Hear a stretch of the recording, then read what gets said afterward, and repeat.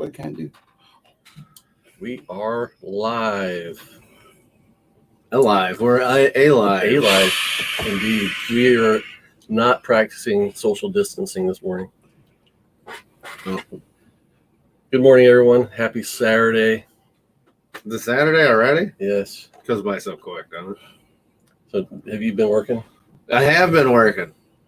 Been hiding out in the closets and stuff at the school, you know. We're like, I'm mopping something. No. That sounded great. Hope my employers don't see that now. I've been working all week, and we got the word yesterday that we're not to come in for the next 2 weeks unless we want to, like for emergencies. Now, does anybody, unless you want to come in, like you're not going in, right? I was feeling a little bit cheated that people were staying away from work this week, and I was there, and I'm like, they're out there partying. I just know it. They are. I'm sure. I see it when I come home at like 10 o'clock at night, and people are like, you know, driving me off the road like Speed Racer. You know, I'm the guy that gets hit and goes off the wall, you know, goes off the ring. Curse you, Speed Racer! Anyway. Well, I'm Jay Hood. It's Al Schell. I should be A Shell since you're Jay Hood. It's up to you, man. No, that don't sound right. And we've got Coach Vic as usual in the background. Woohoo! He doesn't have his own camera because you know what? I bought a second camera a few weeks ago on eBay. The guy didn't send it. I filed a claim. They gave me my money back. Ooh, dude didn't send it. I filed a claim, got the money back, and just have not pulled the trigger on a second one. Oh, pulled the trigger. That's what he's thinking. Being a madman. You know, I'm gangster like that. Wait a second. Oh, y'all know the finger gun rules yet, so. That's right. I haven't read the book. Did you get it? I'll find out Wednesday. So, what's on the plate? What are we doing today here on Clobberin time? It is. I didn't have time to set up the animation for what time is it? It's Clobberin time. So that was really lame, but that's what you get on this show. Let's shout out the chat. We've got Rob Boswell was hanging out this morning. Let's see who else. Comichead 84. Good to see you, bro.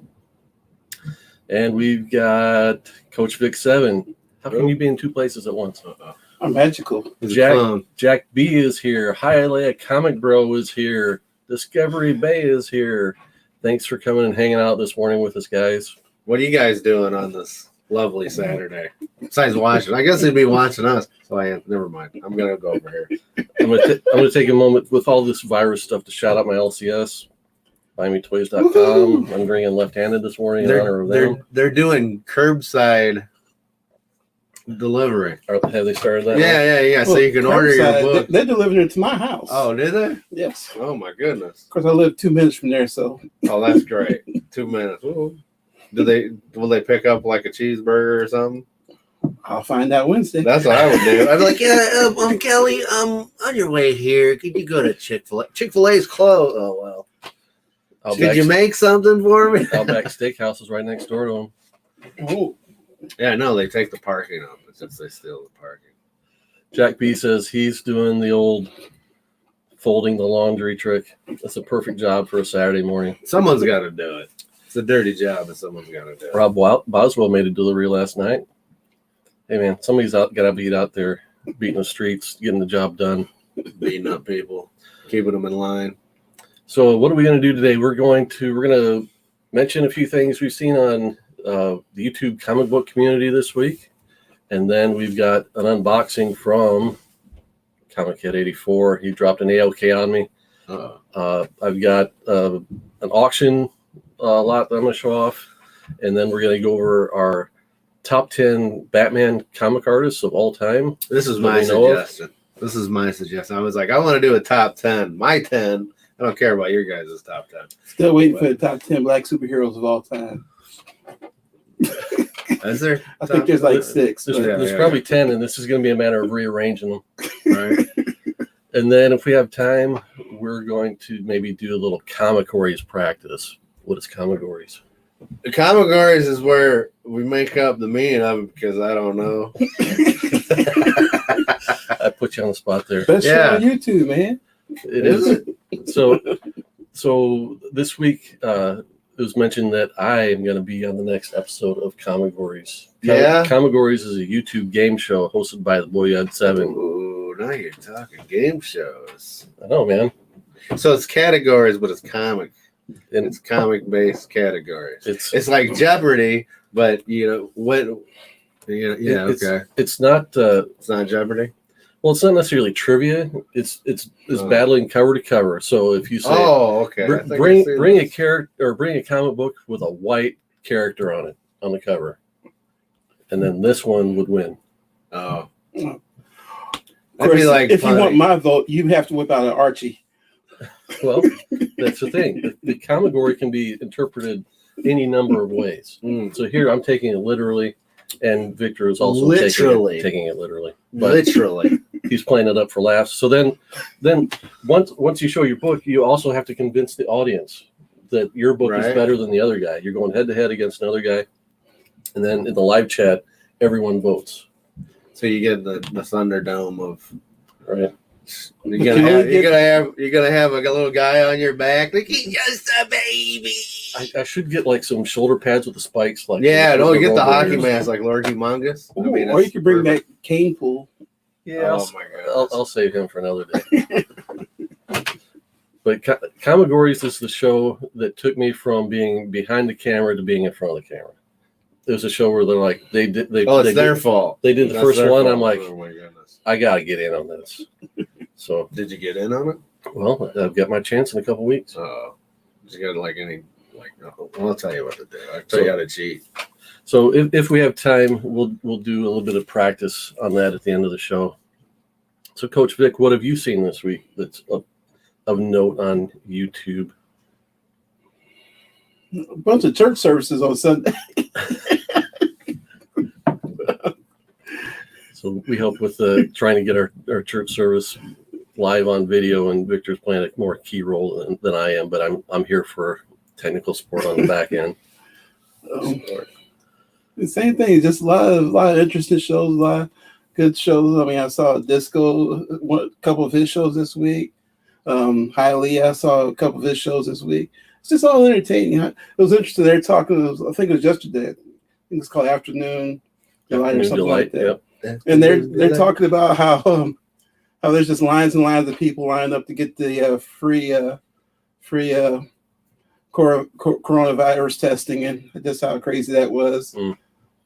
They talk about whatever on that show. So that shows, I like that show.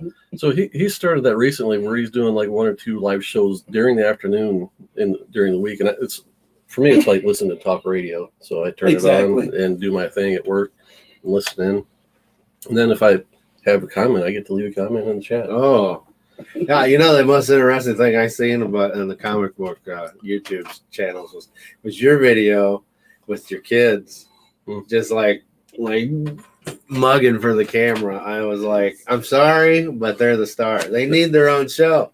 I'm not. That's why I haven't set my channel up for. It says 18 and over, but I'm not going to block anybody that comes in 18 or under. Yeah, that's funny. It's my content is not made for kids, but I'm not saying kids can't watch it. Well, So there's I'll tell you. J Hood's Comics with Kids in the future. I don't know. That's going to be up to them. I mean, they are. They would start like, I like this comic book, and then they put it on. That's what they would do. So, Well, there's a show on After Hours, John's Comics with Kids, where it's him and his two daughters, and they talk about the comics they've been reading. so But his are a few years older than mine, so they have actually- more of an attention they're span. taking active interest in it. My girls are like, "You're doing a video? Can I come be in it?" Right. And I'm like, Then they would storm off. I've seen that several times. Another show I watched, I think it's called Hero and the Kid is the channel. Mhm. And the kid's name is Will. And he has all the bells and whistles, but he holds his own. He just what's coming out next, what he bought, does a really good job. I'm kind of impressive because he's probably I don't want to insult him and say like too young, so I'll say 16. I think he's he's a like little younger 14, than that, but 13. he does a good job. I watch a few of those shows. So I mentioned High LA is doing his show in the afternoon. On Monday afternoon, like the first day of the whole coronavirus shutdown, there were 3 live streams in the middle of the day. It was High LA, I think, was going. I can't remember. It might have been Jigs, maybe. And then Lords of Longbox came on for an hour or so. That's a great name. I am the Lord of the Longboxes. Bow before me. You know, it's a good show. It's like does the Mumra. Remember Mumra? It's like ancient spirits of Longboxes. Yeah. If he doesn't do that, he should. And of course, I know Victor watched Comichead on Monday. Yeah, I'm gonna have. See, now that I've actually watched a couple of your videos to go to sleep. No, I'm joking. More comic book related stuff's popping up on my page, on my subscription page. So I'm like, I delete them quickly. I just gotcha. Get out of here now. No, I'm delving in more. Just So we've got Derek K Comics has joined us. Poor Mike, good morning. Man Cave Comics has joined us. So Man Cave. We watch Comichead. You know who the champion is on Comichead? Ric Flair. Well, it'd be Macho Man Savage. Yeah, is the Randy Savage is alive? Well, he's the kayfabe that Comichead 84 plays off of. Yeah, I don't think that's you ever seen Princess Bride? I don't think you're using that word. I think you're right. Absolutely right. I don't think that word means what you think it does. He kayfabes it. It's like, dude, well, I dress up in a suit. You're really in the kayfabe. Macho Man Randy Savage is the wrestling character that Comichead 84 imitates. He does a very good job too. Savage is one of my favorites. So when Comichead 84 was the first guy that when I was in the chat and left a comment that he was like, hey, that's Jay Hood. Go check out his Instagram page. He didn't say it like that. He's like, yeah, check out Hood. Yeah, look at the Hood. Check him out. No, not that time. Well, I am offended that he didn't. He should have said it like that. Yeah, Hood's cool with the crap. Yeah. So he was the first guy that shouted me out in the chat. I got in contact with him and talked my way onto not Comichead. You better watch show? The Slab Down. Yeah, Slab Down. Oh, I love that name. That kind of sounds a little weird, but other than that, I like it. And I went on there with no slab, so hey, you got robbed. So and he was the guy that I sent my first AOK to for shouting me out and getting me on, and now he has returned the favor. And this week, this arrived. He sent you something. He sent me something. Yeah. He was part of the C2E2 gang at C2E2 a few weeks ago, and I included a few books in there for him. So let's see what we've got here. Oh, this is the Al. Sorry. It says, Jay Hood, you are the man. Hope this helps with your 2020 hit list.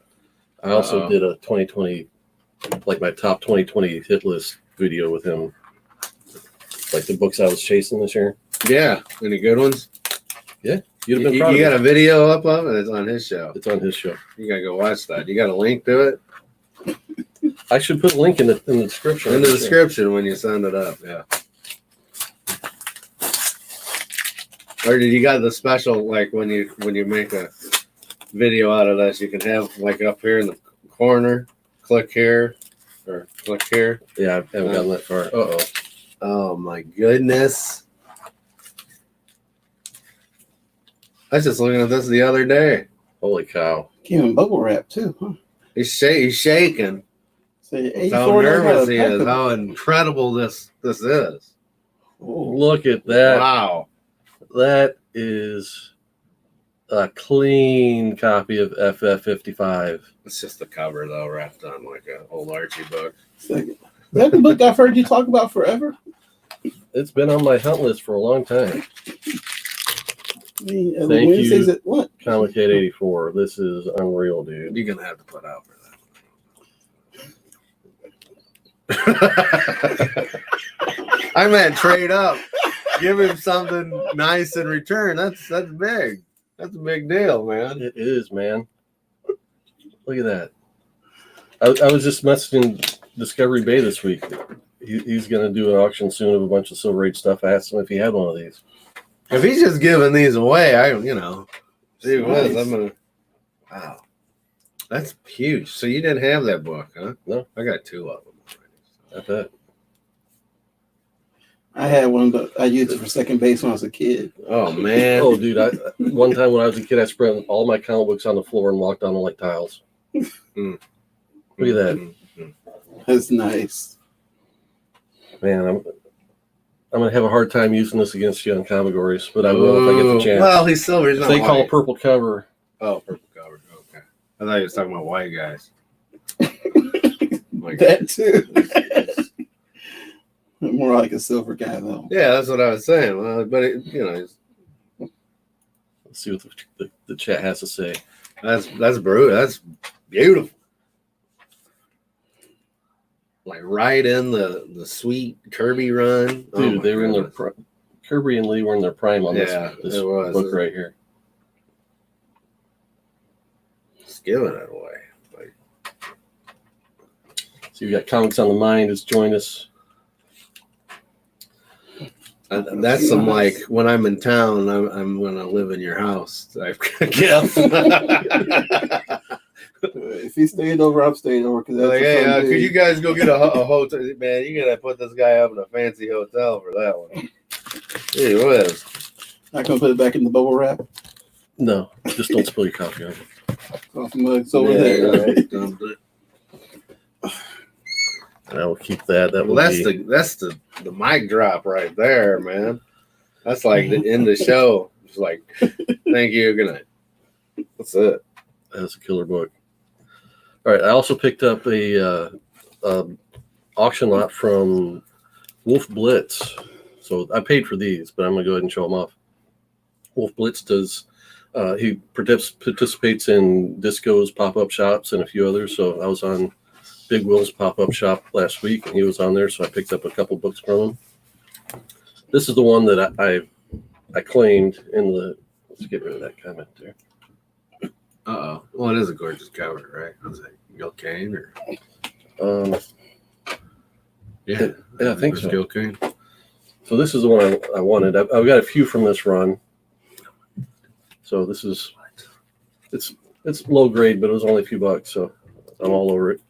So this is what I wanted. So to help pay for all the shipping, I went through his listings and bought all these others. So I needed this for my Fantastic Four run. I love this era of What If 25. I'm just waiting for the TV show. What if Thor battled Conan? Who doesn't want to know the answer to that one? I don't. Thor will win. Duh. Conan. A couple reprints that will go in my spinner rack. It's too good a condition to go in the spinner rack, but that's what I bought it for. I have a question. Yeah. Isn't Thor a god? Uh-huh. So you're thinking he's going to win? It says, well, if Thor in the Avengers Battle of the Gods, is he fighting himself? Will be the first time. Another FF I needed. And I asked him about this one. I asked him about the condition because I needed a nicer one. And this is probably going to be my keeper. He said it wasn't in mint, and I'm not looking for mint. I'm just looking for a little bit nicer than what I had. So he threw that in the shipment for free. Crazy. A4 responded. I'll tell you what. All those covers you just showed. This is fun. They're cool. It's like, I know last time we were here, I kind of downed like the X-Men cover. I mean, it was cool and all, but these, I don't know. I'm biased. I can't. It's the era we were born into. Yeah, I know it's the nostalgia buzz, but man, it's just so much imagination in one thing, instead of just like, I'm running with lines behind me.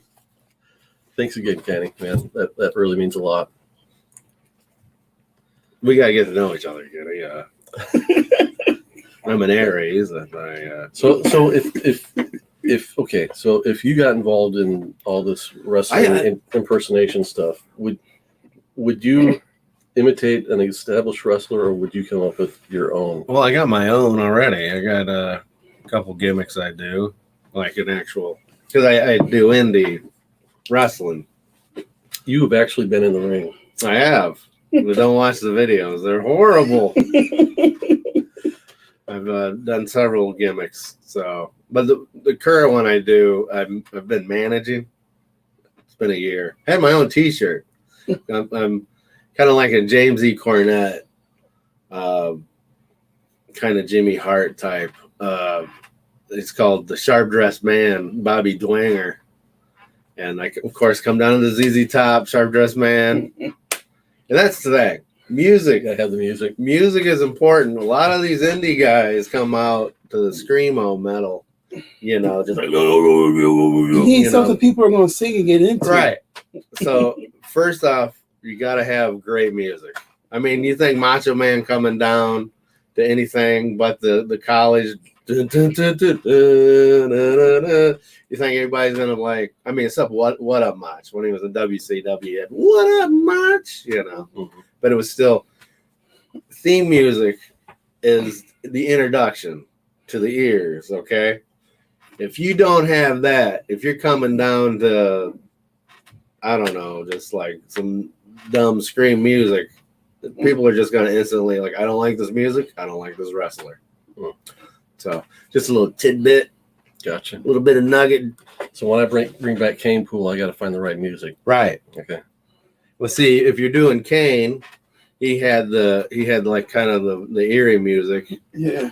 And then you got to have flames shoot up. Right. I got to get the fireworks. Yeah, like just have little sparklers and come out. See, my idea was he'd have the strobe lights. There'd be nothing in the chair. And then like turn off the lights, strobe lights. He gets to the chair and then he flip the lights on. And you know. Yeah, but then you have to have a guy go, oh my gosh, it's Cane Pool, it's Cane Pool. You know, just have some be a hype man. comment. Yeah. I can let my inner Flav out. Yeah, oh my goodness. You gotta get the big clock. Man Cave Comics has got that What If Korvac had controlled the Avengers. That's one of my favorite issues. The What If. Is it? Yep. All right. Number 32. So I will see if I can get this workaround I needed to do to share our screen to go over All this work that you put into it.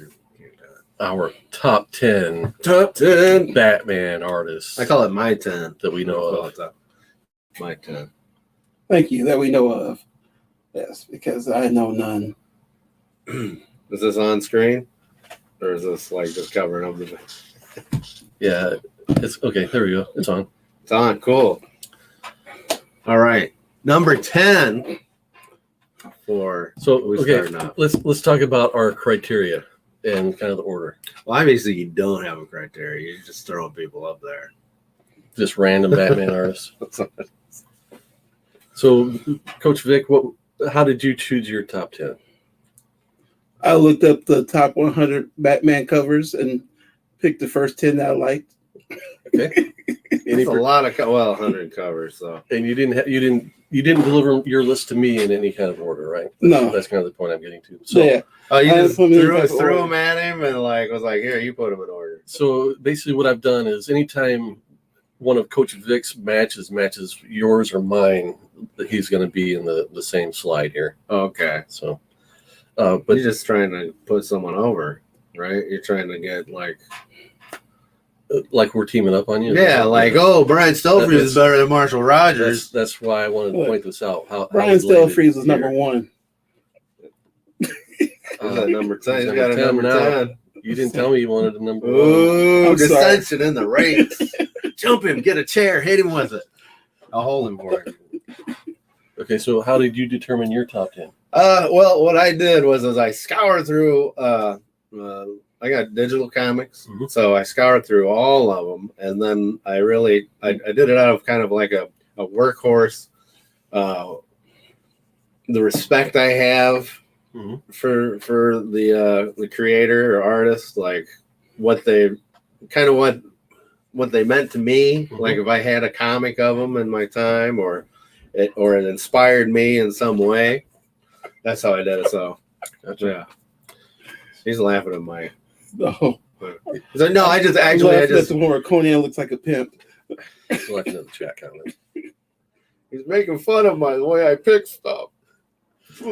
So the way I did it, and you sent me your top 10, and then like your next honorable mentions of like Right, 5, yeah. and then you came back and you rearranged some more. So Yeah, because I seen how that looked when you sent the first list. I was like, that ain't right. That ain't right. And then So what I did, I basically did a master list of every Batman artist that I really, really like. And then I kind of had to do process of elimination. What I found was, like you, I wanted to name the ones that kind of I respected the most or most influential on me. And then I looked at them from the standpoint of, what do I see? Who do I want to see more from? well, a lot of them are dead. Well, Still freeze, ain't. True. No, So kind of the bottom of my top 10, the bottom 5 are those ones that I wanted to see more from. For me, Brian, the top 5. no, from 10 to 6. Oh, okay. So Brian Stelfreeze was both influential and I want to see more from him. This particular cover, the Shadow of the Bat #4 cover, was like, when that came out, I, as an artist, I was like, that's what I want my stuff to look like. Right. What happened? I fell off the rails. I found video games and girls and We know how that ended up. So he was the cool kid in art school. Yeah. Well, what was your first ain't nobody cool. exposure to Brian Stelfreeze? What was my exposure? Yeah, your first one. Like, what do you remember? Like, because I remember it was. I believe it was an X-Men annual or something. I seen it, and I was like, "Oh, Brian, this guy's cool." Mm-hmm. I like the way he drew Wolverine. That's the criteria. Most people, I like the way you draw Wolverine. Those claws are good, man. I mean, that's how Sam Keith got in on it, right? Right. Look at those feet. And then Brian, just the way he, I just that was my first. So do you remember your first exposure to him? I can't say I can't name the first time I saw him, but I'm sure his work was so kind of different from everything else that was out there. It was very distinctive. It was very clean. It was very kind of designy, I guess. Yeah, I can't say that anybody that I've seen any other artist at that time that resembled him at all. So he did really stand out. But it really was these Shadow of the Bat covers that really. If I hadn't seen these and I hadn't seen his artwork, I'd have been like, yeah, he's pretty good. But when I saw these, and he did like the first 49 issues of Shadow of the Bat, right? The covers. I was more on the inside of the books. Well, I was too. As an artist, an illustrator, an aspiring illustrator, it was like you didn't see that kind of work on other covers either. So that's part of the allure. And I will let you guys know that it is my goal within the year to have him on one of our shows. Okay, he's a pretty cool guy. I've met him a couple times. Yeah. I mean, what is he working on? Is he working on? Oh, I forgot. I know he does a lot of indie stuff. I know he was doing Black Panther recently. Okay, that's not indie. The Ta-Nehisi Coates. I think so. All right, let's see. What about my Marshall Rogers? Well, let's talk about him. Marshall Rogers. I mean, I think he gets overlooked a lot. I think one of my first books that I bought out of a back issue was a Marshall Rogers book. Was the one where you see Batman laying on it's like a blue and white background, and Batman's just laying there like what? I think it's like during the Hugo Strange thing, but that was like one of my first, and I was like, oh, this guy's cool. And then as you get into it, he did the fish story, the Joker fish story. Mm-hmm. Yep, he was in on that. He had a long run, late 70s. Yeah, it's like 10 or 15 issues or so, right? Or was it longer than that? No, he was in there longer. What if you go and look? A lot of the earlier Batman artists would do detective, and then they'd switch to Batman, and then gotcha. So yeah. He earns my respect. He's later on he would do the time. I think Todd McFarlane snatched it off of him. That cape, he would do that sick. Take a look at my cape. I think also Walter Simonson type. but he was an artist that was on my my short list that I like had to your edit honorable down. mention type list. Yeah, Yeah. I see, I understand. And he's the type of artist that kind of pained me not to have him in my top 10. Yeah, the way I looked at it, he was on and off my list, but then I was like, you know what, he deserves to be on my list. As opposed to I had a couple other guys on there that I was like, I'm gonna pop them off because everybody's kissing their boots. You know, I'm kissing Marshall Rogers' boots right here tonight, today in the morning. In the AM. Let's see if I can. There we go. All right. Oh, yeah, I love them. Hey, we got the okay. Carmine What? Infantino. Oh, no. Ain't digging you. You ain't seeing that, guys. Anyway, there we are. I'm for whatever reason my PowerPoint didn't transfer over to my computer, so I'm having to do a little workaround here. That's complicating things. So yeah, Carmine Infantino, another artist that more than I liked his art, I respect his art. I can understand that. Yeah. But you want to talk about him or this other guy I've never heard of? We'll talk about him first. Let's talk about the guy that probably did more for comic books than this guy that's probably getting a paycheck. Carmine Infantino worked on virtually every key book of the Silver Age, and then became the editor of DC. Yeah. So. Oh, he was? Yeah, he directed DC in the silver bronze age. He was very influential, very important. He brought in Kirby for New Gods. Yep. He put him. It was all Carmine. He did that. And the guy, here's another thing. His imagination, and you can look at these covers. That's crazy. Like you ain't gonna see that nowadays. Yep. Both of the covers up there. I had to go through so many covers. Like, all right, which one's the craziest ones? I love his imagination. I mean, I'm sure some of the embellishing, the inkers and the colorists are like helping it. Mm-hmm. He later became an artist that I would be like, oh, I'm not gonna pick that up. I mean, but I still respect his style because it's his. And if you see his artwork, that's him for good or for bad. I mean. But he's done so much for the industry. To not have him on a list is sacrilege. Yeah. So I'm being sacrilegious. I told you, I knew it. Calling you out, Hood. So good. So I mean, the other thing to mention, as far as like his overall historical position, is that he drew like the Silver Age Flash from the beginning. Yeah. So he went all the way through pretty much the entire Silver Age into the Bronze. Yeah. And then he did Star Wars. Yeah, we just had last week or last two. Yeah, that's all melding together. Those big books. Well, he did the small ones, but like I remember that. That was like probably because I remember the hand coming out from the trash compactor pit, and that's all Carmine. Well, no, the first 6 were Howard Chaykin, and then after that was Carmine. Shut up. Sorry. But okay, so it's all Howard Chaykin. It wasn't Carmine, so I'm leaving. His work on Star Wars biased me against him for a long time. Did you? Because the way he was drawing it was so stylized, it did not look like the characters I saw on screen. It wasn't until Al Williamson came on that I was like, yeah, I'm into Star Wars comics because they look like what I know from the movies. Yeah. I mean, his style really evolved. It became more stylistic later on. But my initial kind of pull to him was an early issue of Batman that reprinted the Blockbuster story. Remember that one? Yeah, that was like when they did Batgirl and all that stuff. That huge 60s piece that he was into. I mean, you can go back and my first introduction to Carmine Infantino, I'm sure you got to get the was a Flash issue. It was later. It was before they sent him to the future, and it canceled the book. It was just, I still have I got most of the books that I got when I was a kid, like I said, toy box comics, because they're just all ripped to shreds. But I just remember, and like they had Barry Allen had a different face.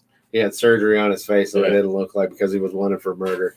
But yeah, that was my first introduction to him, and then later that's the one thing you want to do, is you want to go back. Like maybe an artist you don't like, oh, that's kind of Maybe when he first started, he was the industry standard, and then he became something out of the box. Right.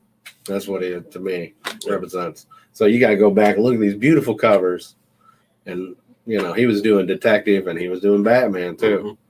So Gorvid, I see your comment. We're not going to get ahead of ourselves. We'll mention some of the artists you mentioned there soon. Sex I'll talk about Sean Gordon Murphy just real quickly. I don't want to dwell on him because since he's a modern artist, most people. Number 9.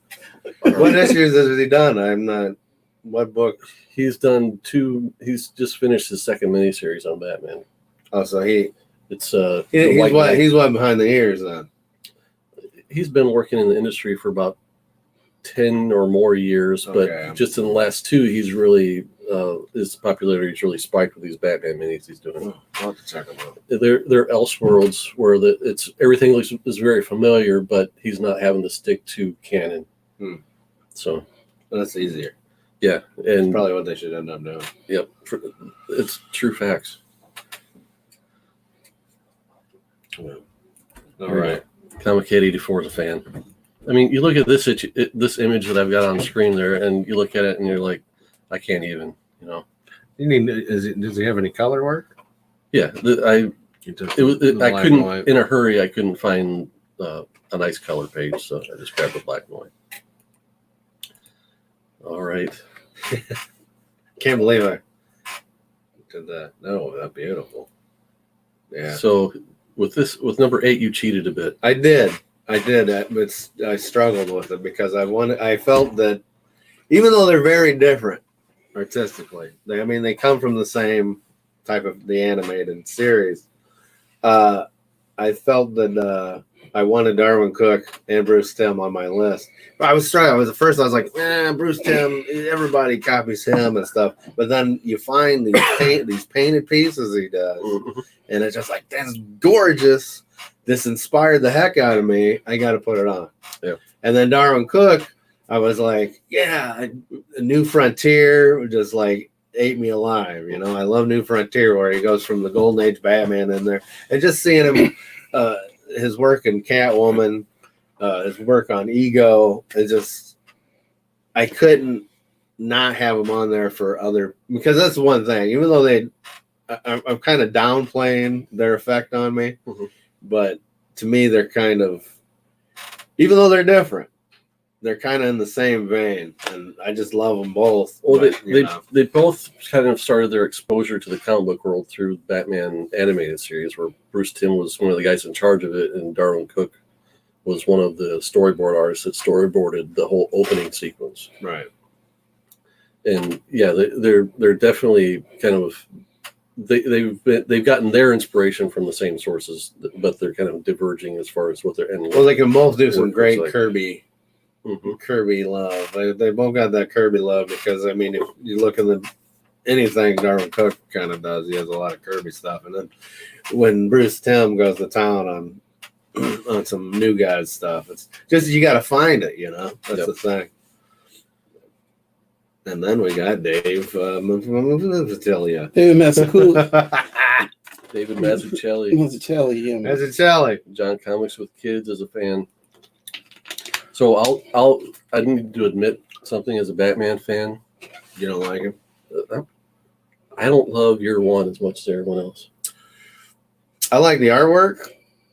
I'm not a big the storyline, the way it was. I like the kind of the grittiness of the story, but I don't see as much drama in it as everyone else, I think.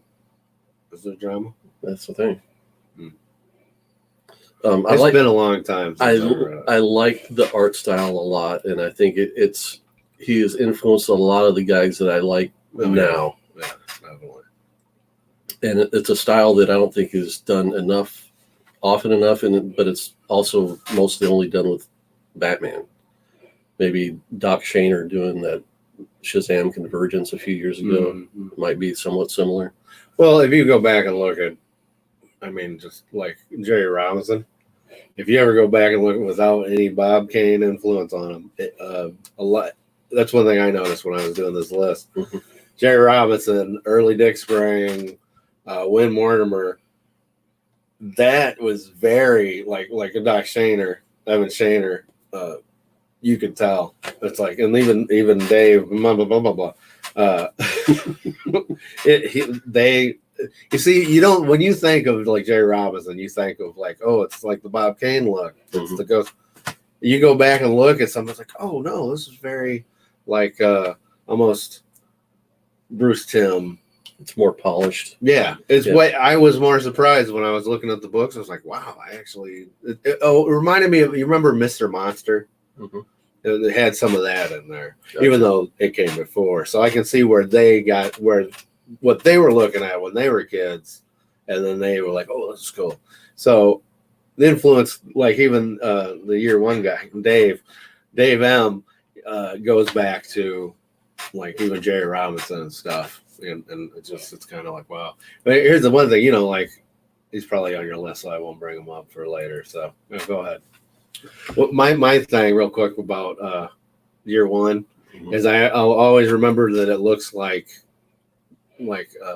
gym clothes that he's wearing. Kind of looks like sweatpants and stuff. It looks like fabric on a body instead of painted on. I just thought it looked color. cool. It does. But when you're looking at like, ooh, look at the stuff he put into that, like the little things. But that was the only four.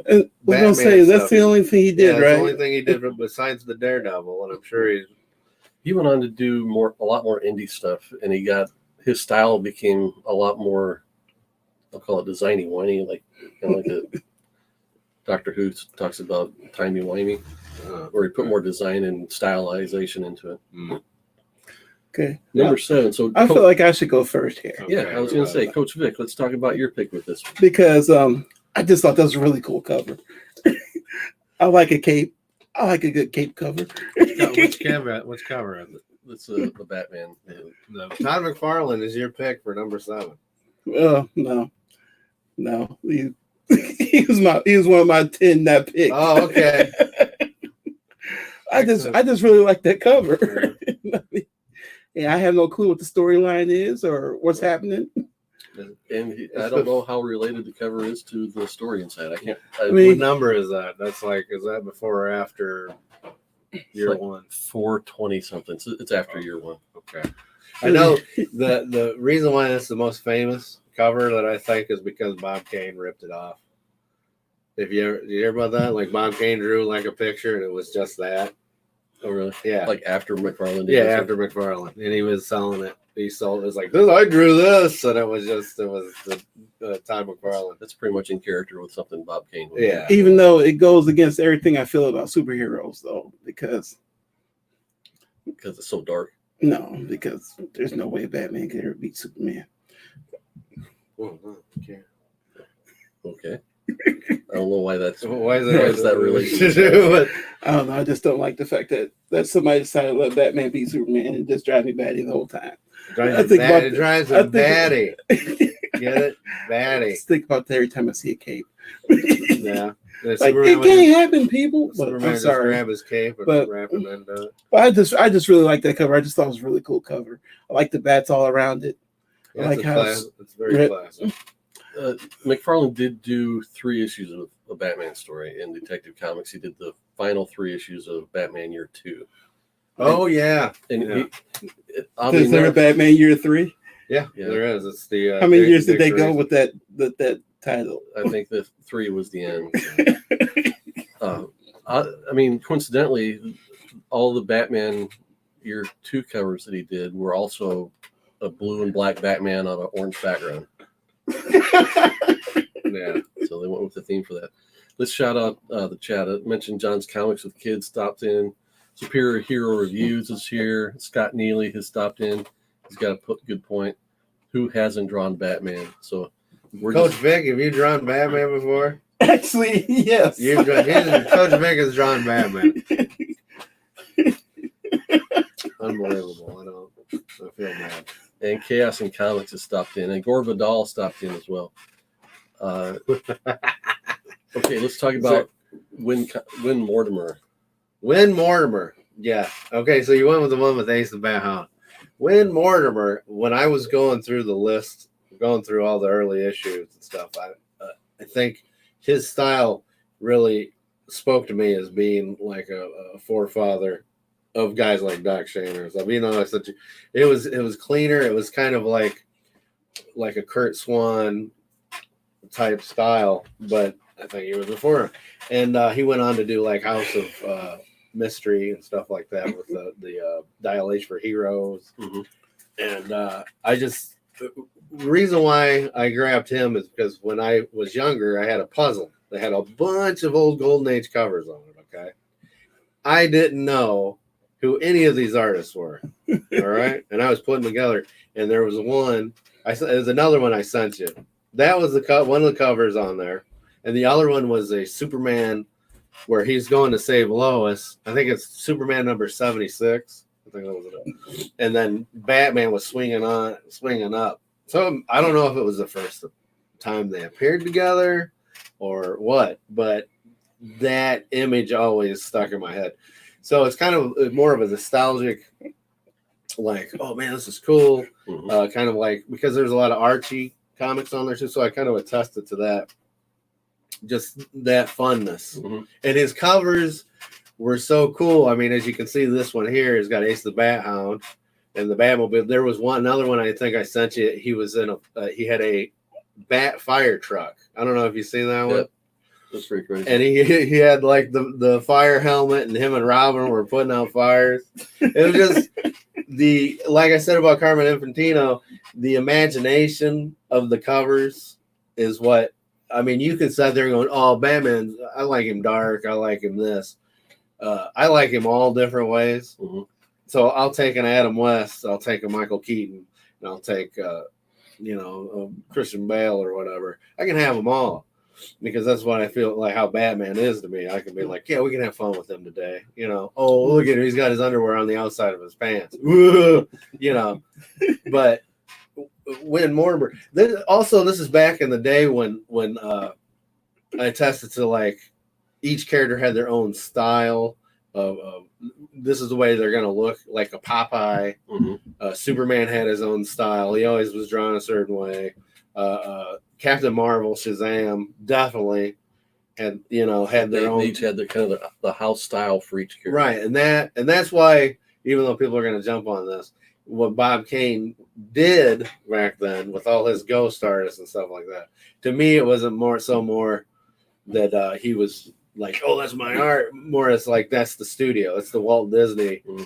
That's the way I see it anyways, because we're going to work together one day and I'm just going to put my name on everything because it's my studio. No, it'd be like if I worked for J Hood Creative, right? Mm-hmm. And we did a book and I get it. You forgot to put my name.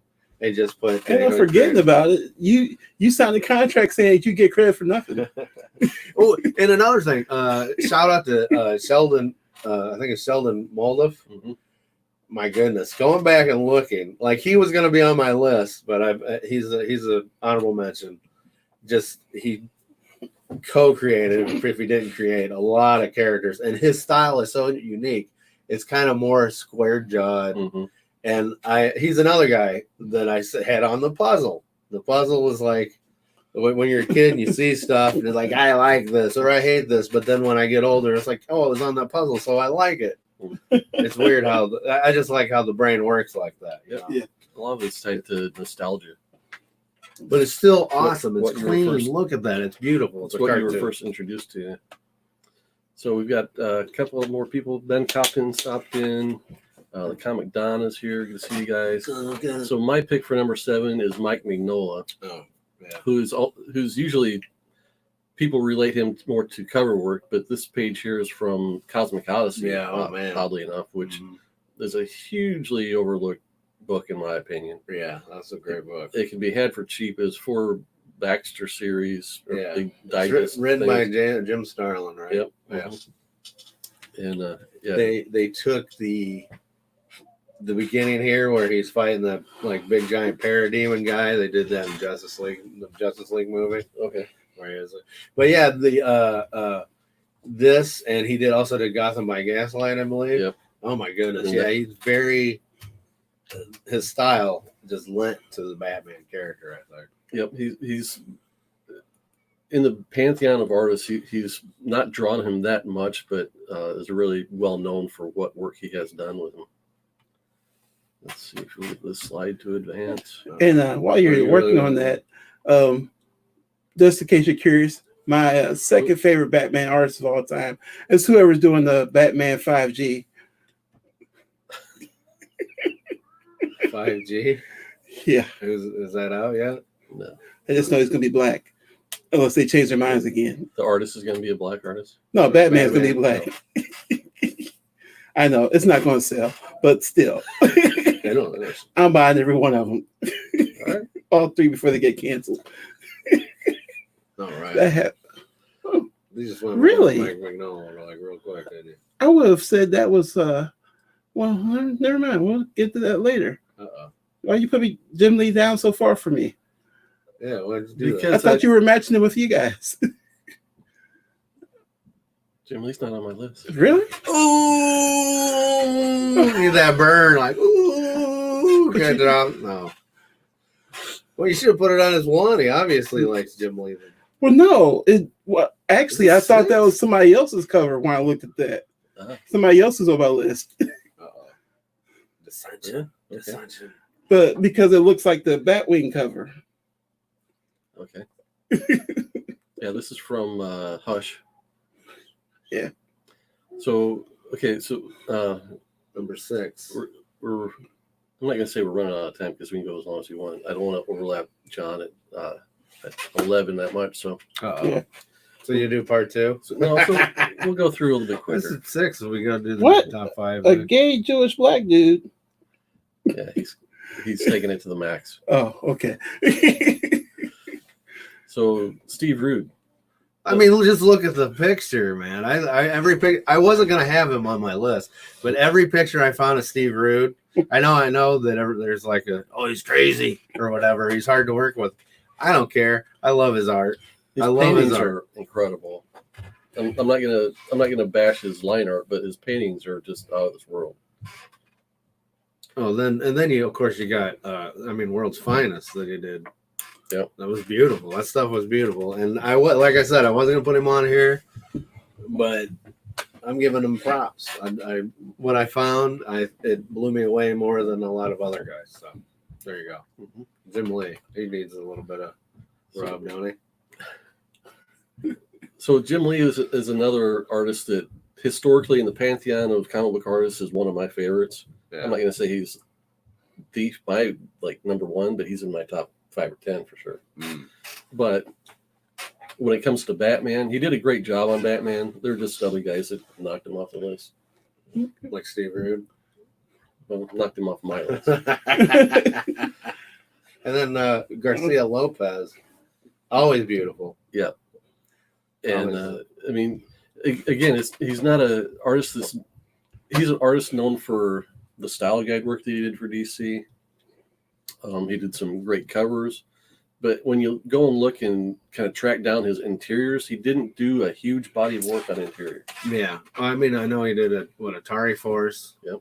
I was actually, when I was going through a lot of the Batman Detective comics, he did some one-offs here and there. Right. And usually had a different inker on most of them. So his art definitely looks different when you have a different person on him. I've hunted his work down, his interior work down, and you're right. Some of it looks a lot better than other issues because of the inkers they've got on them. To me, he does the house. You know what I mean? He's kind of like we're gonna make a model. And it's like, well, here's what Batman looks like. Put this on the poster. Put this on the under roofs. Yeah. Thank you, sir. Yeah, Jim Lee. Yeah, Jim Lee. I'm not knocking Jim Lee. It's kind of like, to me, it's like, well, he's gonna be on everybody's list, so I'm gonna like. Apparently, the only person listed on is the only person here who's never read a Jim Lee comic book. All right, let's see what's next. What's number 5? We got Alan Davis. Alan Davis is another artist that kind of pained me. He's number 11 on my list, essentially. Right, number 11. That's brutal. So he's an honorable mention. Mm-hmm. Lee Weeks is an honorable mention to me because if I don't have Dave Shelley on here, then I can't have him on there because to me he's basically the crown bearer of that style. I see him as a nice mashup between Mazzucchelli and Andy Kubert. Okay. And he's somewhat related to Andy Kubert in that he's a graduate of the Kubert School. Now, if I was going to have a Kubert on here, it would be Joe, because I found another comic book that I had when I was younger. It was I think it was a Gene Colan book, but it had an Joe Kubert thing where it's like a plant beast that poison ivy was. It was just he was pushing down. It was pushing down Batman. He was going to go off the side of the building, and that's I still have the cover. It's probably in a toy box somewhere right top, but that's in my brain. So but Andy Kubert, I've always been more of an Adam Kubert guy, but Andy Kubert's more kind of like I've flipped back and forth. Yeah. I like Adam on Wolverine. Yeah. I've grown to like Andy more, especially what I really liked was his Captain America. He did a real short run with Mark Waid for a while. Oh yeah, yes, I remember that. And if I may interject here for a second, You bet. the two covers I saw I just thought were really cool. Or the see this one out loud, but 666 and the 686 covers. Mm-hmm. I just thought those covers, like the whole fire, just everything. I just thought that was really cool. I had a hard time picking, and I didn't know which you wanted. I was just in a hurry, so You're good. Seems like we're in a hurry. You're great. Let's see what else has the chat got to say. Comics on the Mind, loved Hush. Yeah, Hush. I like the like I don't know if they were painted or penciled or whatever it was. Remember like the flashbacks, how they did the flashbacks on the Hush book. That was great. Let's see what have we got next. What's number 4? We have Don Newton. We have Alex Ross and Jim Aparo. Oh, you gotta love Jim Aparo. I mean, House Till the End. Those. Jim Pearl's on Well, mention for me, right? that's a bump. That's a bump for me because he's higher on my list. But yeah, He's on your list too. Apparel made it. I think so. we don't know. He's like, yeah, I just might threw be right.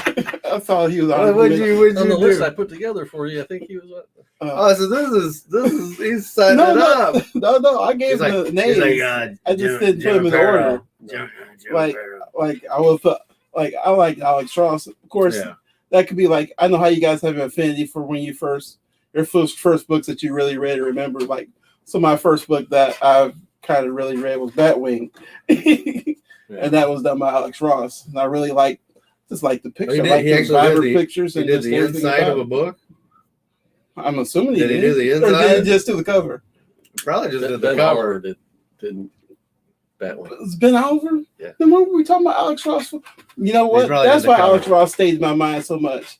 Because I saw him every week for about 14 weeks on that back wall. Yeah, it's probably back here. I would. It's over there now. Alex Ross is an honorable mention. Obviously, because one of my favorite things is the Bruce Wayne to Batman cover that he did, like where he's Bruce Wayne and then he does. It's almost like the Superman lenticular one. Yep. Yeah, love that stuff. Always love his stuff when he the Kingdom Come. He did he did the Justice stuff, which was always cool, and he made it look like the old Batmobile suit. Love that stuff. I just it's like he's on everybody's list, so I'm being like I'm the rebel, I guess. I don't know. I just like to say to Rob, there's about 4,000 people that drew Batman, apparently. There is. Yeah, a lot. Pretty much everybody, I think, in their careers, like they think they've made it once they draw Batman. Yeah, it's kind of like, hey, what'd you draw? Oh, I drew Bill Beetle. I drew Batman. So Jim Aparo for me was I grew up in the Bronze Age, so if I was a Batman fan, that meant that Jim Aparo was At a 1 in 3 chance, Jim Aparo was drawing. Yeah, he did. Title. He started on Brave and the Bold. He started how he got the job. I was watching this thing. He was working for. He was a school guy. He went to school for his art. Got denied. DC denied him, and then so he went to Charlton. Charles, I don't know. Anyways, and then Dick Giordano, he basically was like, all right, well, come on over here and you can do this. I think he did Adventure Comics, the Aquaman stuff, which is great. And then he was like, well, let's get you on Brave and the Bold. So then Brave and the Bold, he gets Batman. And then he just becomes like, to me, okay, here's the thing. Neil Adams is the Sean Connery of Batman artists, all right? He's the Sean Connery. And if you don't like the Sean Connery James Bond reference, kiss it. Anyways, to me, Jim Aparo is the Roger Moore. He is the guy that was like, oh, look at this. This is so cool. And then, people are going to down him. But like the Roger Moore, to me, was just as fun, just as it was. But I think again, it's that thing like people mentioned with Doctor Who. Who's your favorite Doctor Who? Well, it's whoever is Doctor Who when you start watching it. I like mine. And when we grew up, Roger Moore was James Bond, and to me, if I picture in my mind the character of James Bond, it looks like Roger Moore. Yeah, I can see that. But I mean, I'm just saying because Sean Connery is like I'm gonna kick your butt. But getting back to Jim Aparo, I mean, he took a lot of kind of art and design cues from Neil Adams. He did the billowy cape. His anatomy is rendered more realistically with a lot of feathering compared to other artists of the era. I mean, both those guys kind of made other people take the same style on, I guess you could say. I'm sure that just like artists today, you're always inspired by like stuff, like we're talking about, oh, we're inspired by this guy, boom, boom, boom. But he had his style when he came in, and it's just like for when it gets to Batman, they've already said, oh, well, you took that from Neil Adams and stuff, and he's like he was inspired by him, but I think because of pure just how long he was on it, you can't like go, oh yeah, you're just a Neil Adams knockoff when he has done so much more with the character. Right. Oh, so Don Newton. We didn't even get to Don Newton, man. Right, sorry. My God, I don't want to monopolize the time. But Don Newton is an unsung hero, man. Okay. He is unsung. He did at least over 20 or so issues on each Detective Comics and Batman. I don't think he ever really got to me. He was pumping them out, man. But he was his art style. I attested to kind of like a more solid like Gene Colan and a Neil Adams mixture. So it's very like I don't know. It's almost dirty. Like to me it looks dark. The reason why I like Don Newton without knowing I like Don Newton is the two issues that I got. I got one issue had a Walter Simonson cover where Batman was like with Batman Joker on it. Joker's like got two guns. They're almost like jumping. Like they're like Panama. They're doing a Van Halen video, and they're like, ah! And then I look inside. I got it for a Christmas gift, so I look inside, and it didn't dawn on me until recently. Oh, this is Don Newton. It was the first appearance of Jason Todd as Robin. I think I know that issue. Okay. And then I had this other comic, I talked about it before. It was Batman coming out of a door, and he has Two-Face. He's got the Two-Face. It's a Rich Buckler, Dick Giordano inked cover. And Robin's all like, oh, man, you ugly. You know what I'm saying? But the inside, Don Newton, that's where these pages come from. And when I put two and two together, it blew my mind. I was like, oh my God, I've loved this dude. This guy has been almost even like a Jim Aparo. Like he was like yeah. Give him this thing. He did other work for I think some of his last runs was like Infinity Inc. He did some stuff for that. It's weird because I think he was like a Neil Adams guy, but he also never got the credit he deserved. He wasn't big into splash pages. He doesn't have any like images that like huge covers. Like Jim Aparo has all the covers. Neil Adams has all the covers. Yeah, you mentioned you couldn't find very many covers. No, and they were just like basic. I think he was just a workhorse, and his art style was beautiful. and he doesn't look him up. If you're gonna look up anybody, look up Don Newton and just be like, he passed away in the 80s, and he never got his time to shine. So here's his time to shine. There you go. Here's your time to shine. All right, here we go. Oh, now I get to give my take about the ridiculousness of Batman killing Superman. But you like Frank Miller, you said. I love that picture. You like the #1 cover. Yeah, love that cover. But he was also the guy that had Batman beat Superman, so he still made your list. Did he draw the story? Yeah. Oh man. The one time it comes to bite me in the rear, I just love that. I love that cover. So during my early teenage years, we didn't have an LCS. Wait, no, you're old. The grocery stores and drugstores weren't carrying comics. Yeah, they wouldn't have carried this anyways. That's like a Baxter series, right? I was having to order my comics from Mile High through a mail order. Oh, okay. You name dropping. Listen to this guy. Well, a lot of guys put this right here. A lot of guys use Midtown now as their kind of subscription. That's like the biggest subscription service now. So each month you wouldn't get a full previews catalog, but you'd get a little booklet, and in that booklet was this image of Batman and the Carrie Kelly Robin. It was like the first promo image I had ever seen for the series that was going to come out, The Dark Knight Returns.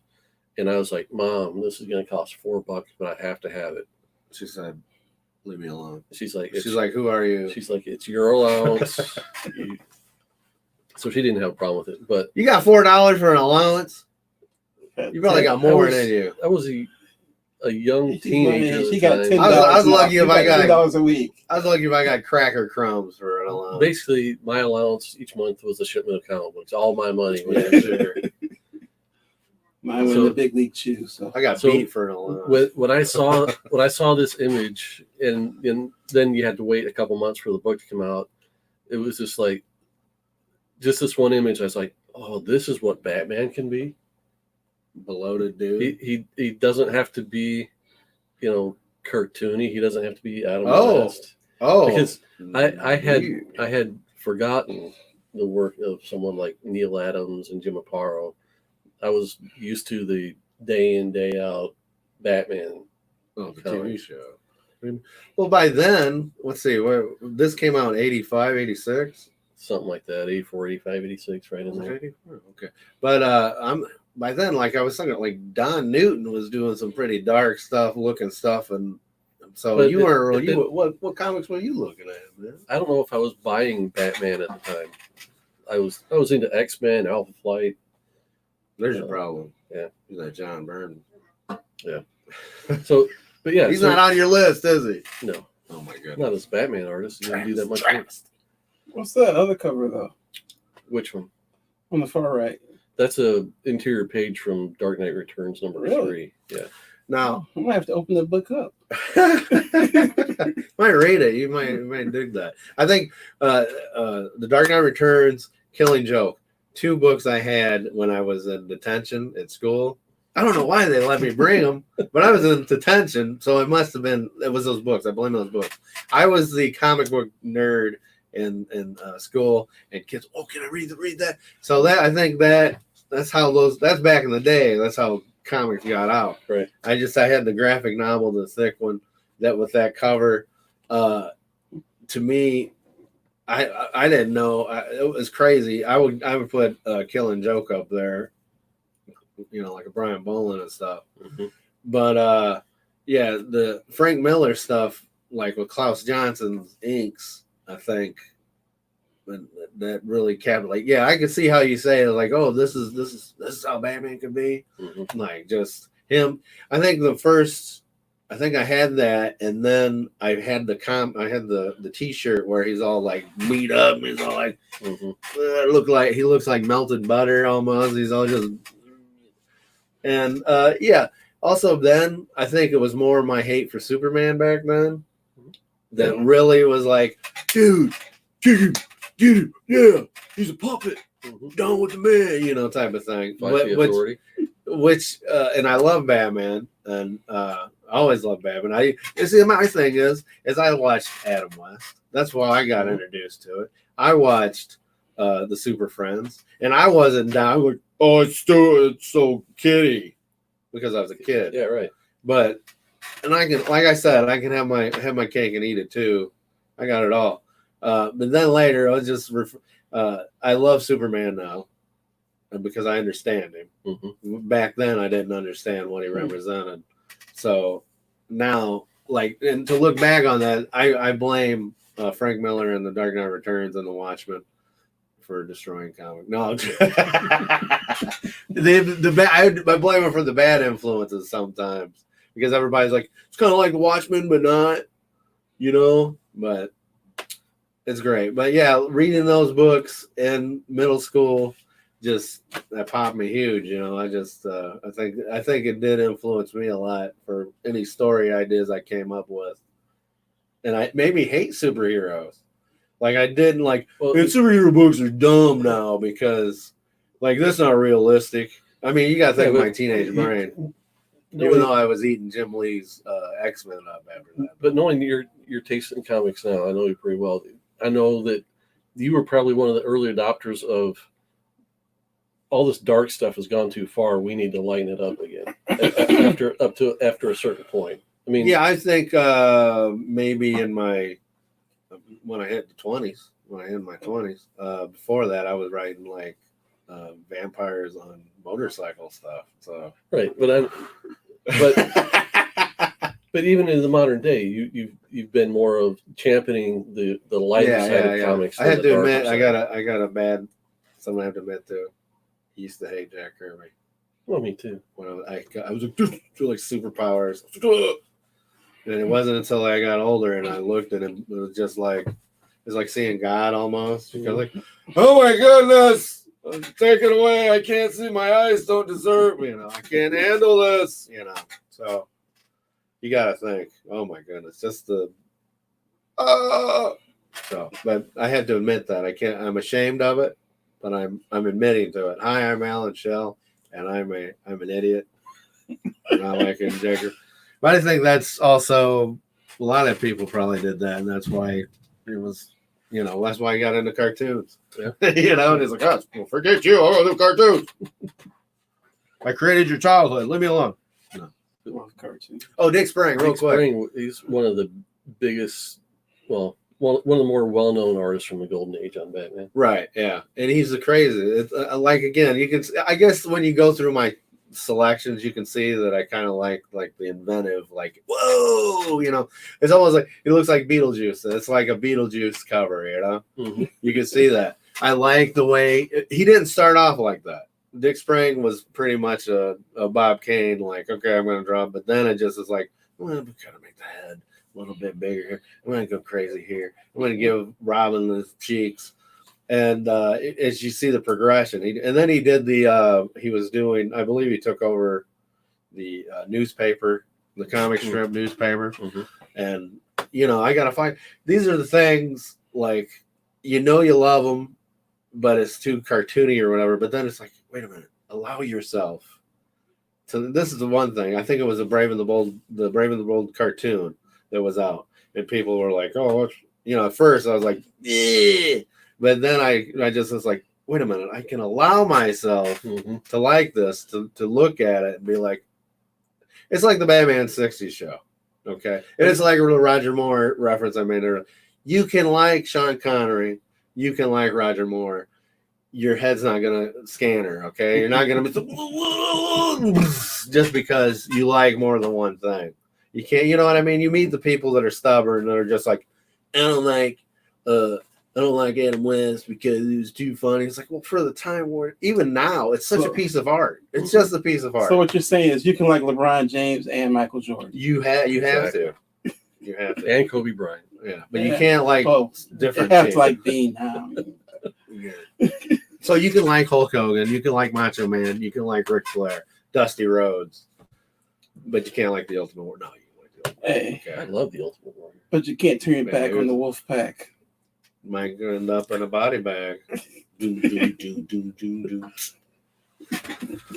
All right, here it is. Jim Aparo, number 2 for Al.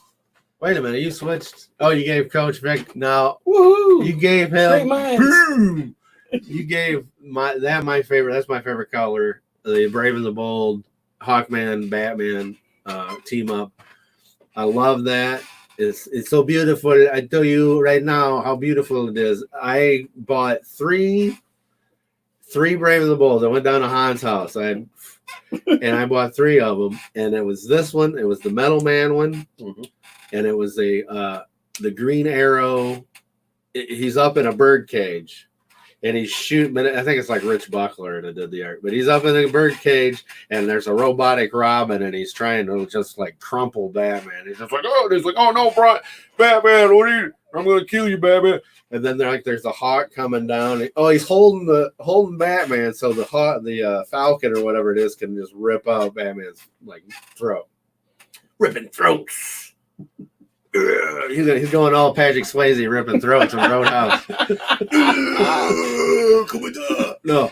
So, anyways, those 3 issues were just like those are my toy box comics, okay? Mm-hmm. And covers are gone, whatever. And but this one I love because I love Hawkman. Mm-hmm. Like Hawkman is one of the guys that I've like slowly like, oh, I got this toy here because you can't really find too many Hawkman. Anyways, Jim Aparo, childhood. He is the Batman artist of your childhood, and that's what I'm saying. That's the dynamic that Batman's in the background. They're giving it up to Hawkman. They're giving him the rub. That's what Brave and the Bold was. They give, hey, we got Batman, and we got these other crusty characters. Let's give them a rub. Let's bring them in here. Give them a little, give them a little, some juice. And then this character, the fadeaway man, it looks like a ringmaster. Crazy outfit. I don't know who created the guy. I love him. I love this whole thing. And Aparo, he's in my heart, and he always will be. Right? Right, Coach Vic? Yes. All right. Then I know we're on a time crunch. Yeah, so, right. Hey, man. That's right. What he said. This is a special anti-coronavirus show. So we're going. Yeah, y'all ain't got nothing to do this week but rewatch this 3 or 4 times. Yeah, we got to slice this up, and we can do a 2-parter so you can go back and look at the first 5 and the second 5. All right, we got Dick Giordano. Now, do you recognize the artist under Dick Giordano in this? Giordano on this one? That looks like Don Newton. It is a Don Newton cover. Yeah. I have this comic myself. I should have used it because that's one I have that book. So I don't know why I didn't do it because I was looking at so many freaking comics. Well, I think Giordano is I picked him as an inker more so than a penciler because he inks so much, so many different artists, and I think up their game to a certain extent. Yeah. Oh, definitely. He to me, but here's the thing: he's also the house guy. He was the editor at the time. He's the one that brought in a lot of these guys. He brought in, and he worked at Charlton, and then he came over to DC, and he was like, "Hey, come on over, guys. Jim, hey Jim, come here. Hey Don, all these guys."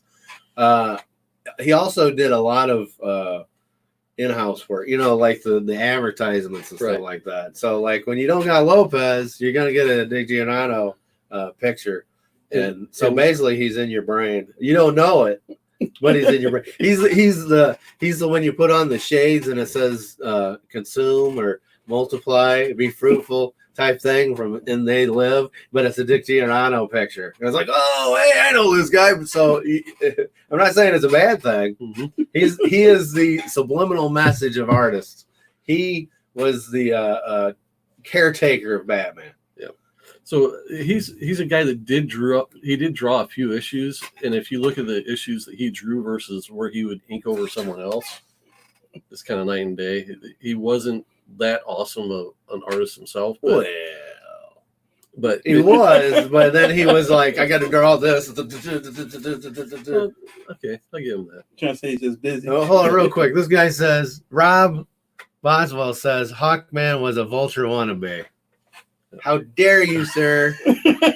Hawkman was created in the golden age of comics, and the Vulture was a stinky Silver Age. If anything, that hunchback freak is a Hawkman wannabe. Gee whiz. How dare you, sir? I had a good day. I was floating into Gene Wilder from Charlie, Willy Wonka. You get nothing. Yeah. Anyways, we just blow through. Oh yeah. Okay. Here we go. Bear Island asked, just got here. Did I miss Barry Fogel? No, you timed it just right. I'd just like to say, first and foremost, a wise man once told me that when it comes to Batman, there's Neil Adams and then there's everybody else. Okay. Was I that wise man? Yes. Okay. Oh, well, then I feel sorry for you. All right, let's just get right to it. Number one, all-time Norm Brayfogle. Mic drop right there. That's done. Done, son. You to highlight this person that loves my laugh. Yeah. Sweet G sign. That's my baby sister. So that's what you got to do. If Norm Brayfogle is not on my list, does that mean I don't like him? It means you maybe got an honorable mention, or you just seen too many bad Norm Brayfogle pieces.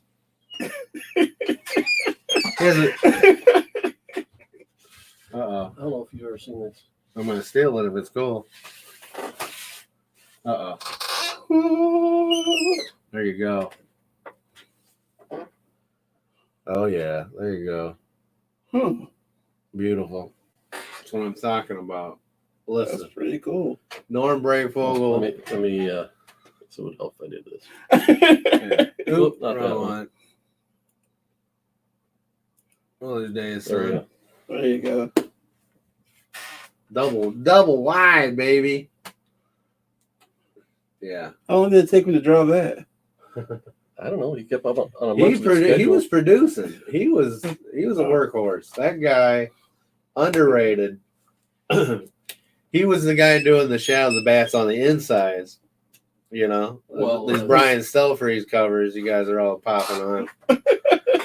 We're talking Norm Brayfogle. I'm saying Mud Pack. If anybody had a memorable run on, like, because remember we talked about how Batman really didn't have, like, besides Killing Joke and all these things, and maybe even the clownfish stuff, there wasn't like how Spider-Man had memorable, like, oh yeah, when Gwen Stacy got, here, but they got killed, blah blah blah, and all this.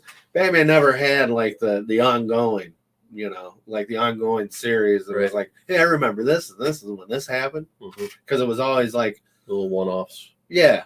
Norm Brayfogle had big chunks. He had the Mud Pack storylines. Oh my goodness, he did the Shadow of the Bat.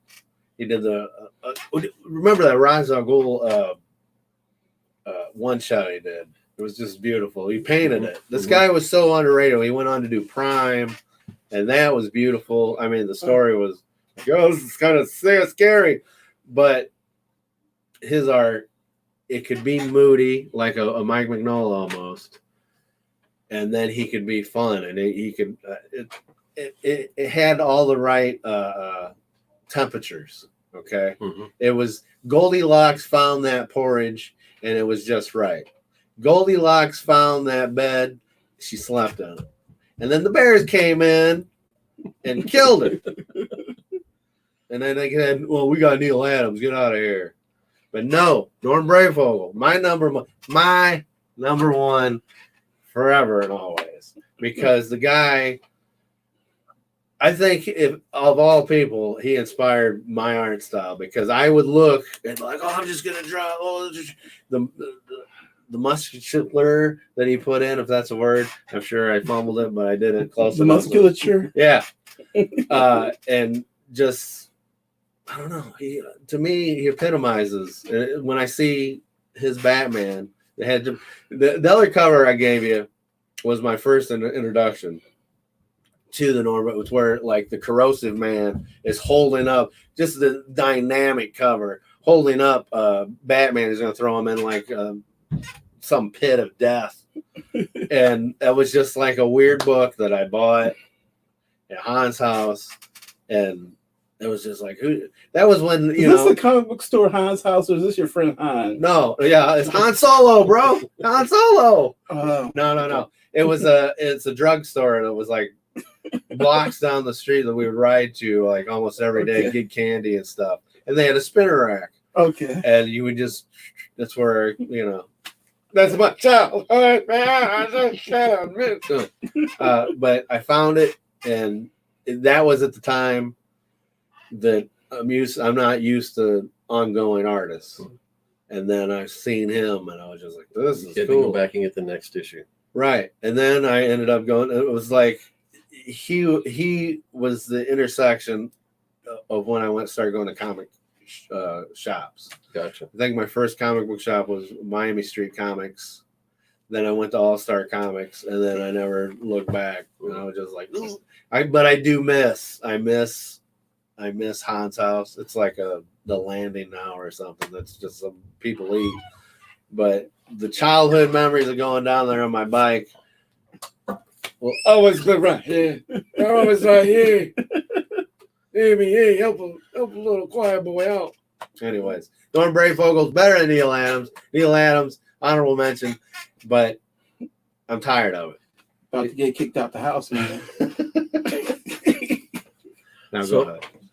I can't honestly say that when I was a kid, I owned a comic book drawn by Neil Adams. I think later on, I probably had a reprint, like in a treasury.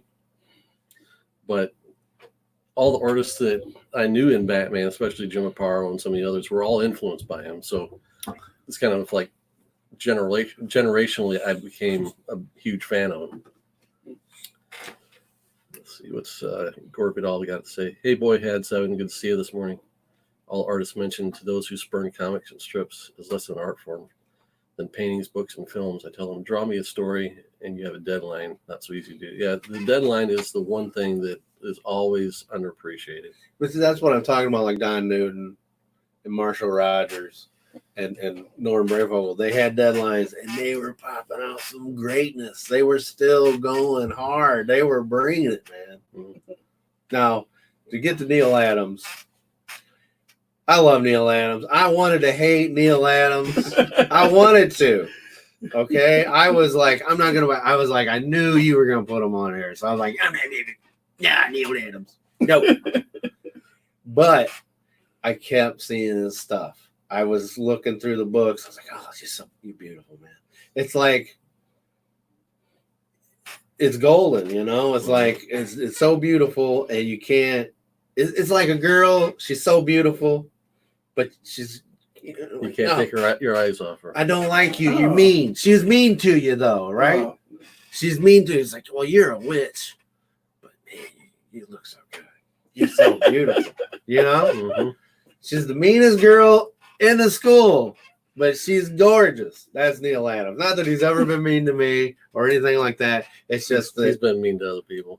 I don't know if the right terms on a iconoclast where I'm trying to destroy the icons. I think I'm just a rebel. I'm a loner dot, a rebel, okay? It's because you love Neil Adams. I do like Neil Adams. But Norm Brayfogle was way better.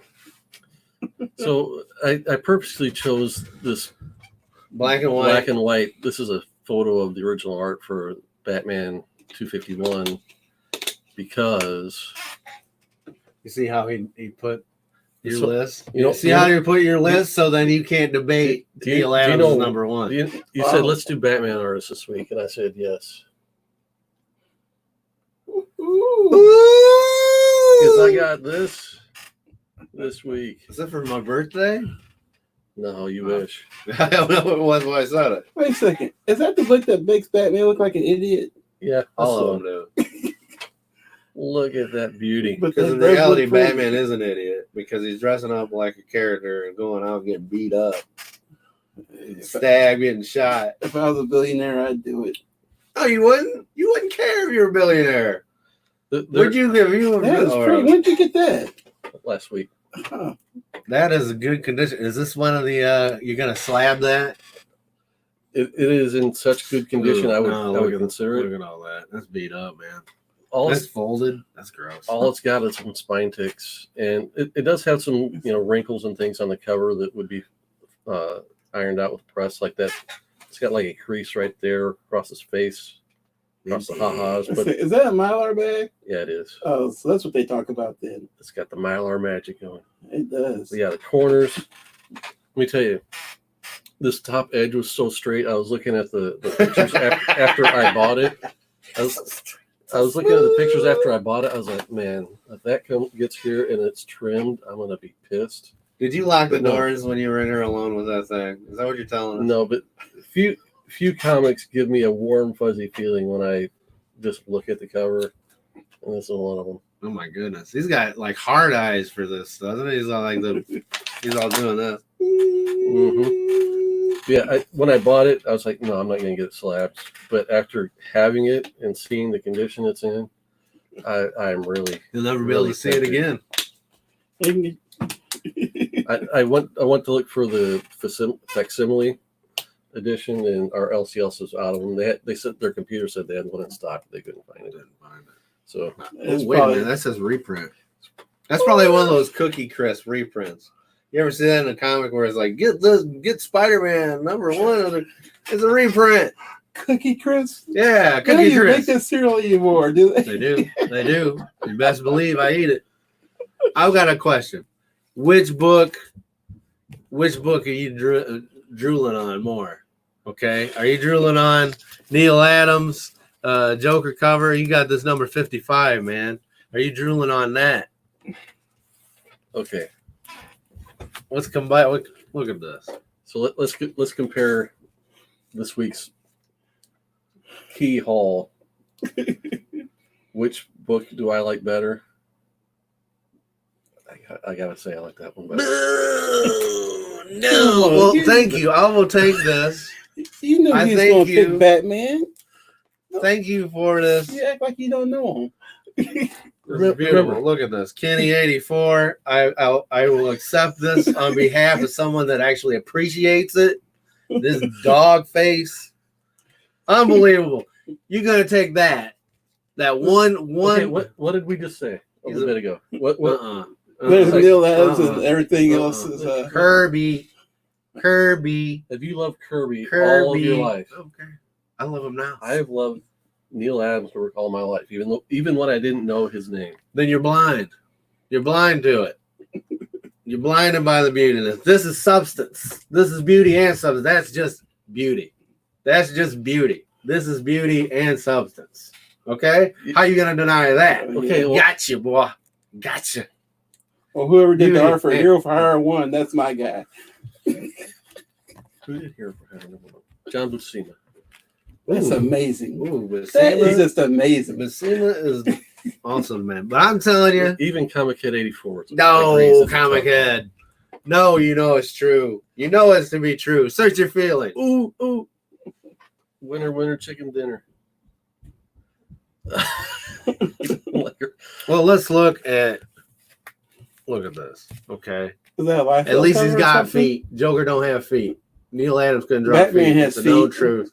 Batman does in that picture. Huh? Well, he's got ankles. Look at that. He has no ankle there. It's just a big old clown shoe. Big old clown shoe. His socks falling off. That's what that looks like. I mean, everybody's up. kind of Give it picking up. Batman over I know. Silver Surfer. Because they funky. Okay. Okay. Look, he's controlling. He's controlling his board.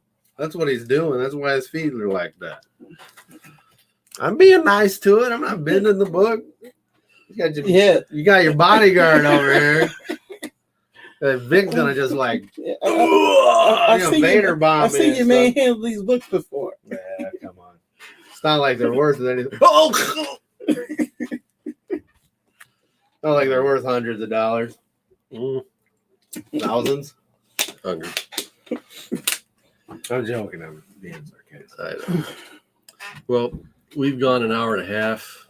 So well, this is a special edition. Special edition.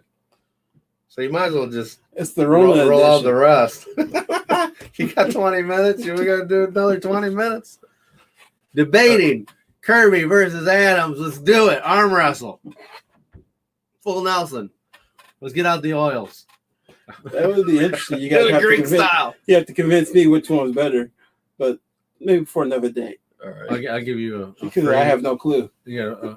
You have a clue if you have an opinion. Which one? Well, come on. Now, You're on the spot now. I like over. the Batman cover better. Well, you like Batman. No, I don't. You don't like Batman. I don't like him more than anybody else. I was right. Remember, I'm new to I this. was right. I'm new to this. I mean, So am I. I was right. You know I'm right. It's style over substance. It's the insides. It's a whole. It's a total package. The total package. All right. So let's wrap this up. all right. Put a bow on it. Put the bow on it. All right. Thanks to everyone that has come out. Yeah. Go ahead. I was just gonna say, make sure you subscribe other people. I was actually going to do that. And if you, to paraphrase a friend of mine, if you don't give us a thumbs up and a like, we're inclined to believe that you are a hater. Uh-oh. Ooh, wee. Mic dropped. Throwing shade. If you don't you dislike. Can I say, if anybody wants to see me start a, go back to my doing YouTube channel shows, let Jamie know if you guys like me. If they like you, if they really, really like you. I can, make fun of Jamie on my own page. No. So, yeah. So if you see someone in the chat you don't know, make sure you go and sub them up. Hopefully you've subbed me up. If you haven't, please do. Please like. Go out, find other shows. Let those guys know you like them. I mean, and thanks for joining us on this special anti-coronavirus episode. Indeed, where we're anti-social distancing. Ooh, sorry. You got a dry throat, sore throat, dry cough, man. It's not doing good. Well, we shouldn't joke about it. That's some serious stuff. All right. Well. All right. Thanks, guys. We'll see you next time. Remember, faith, family, comic books. See you next time.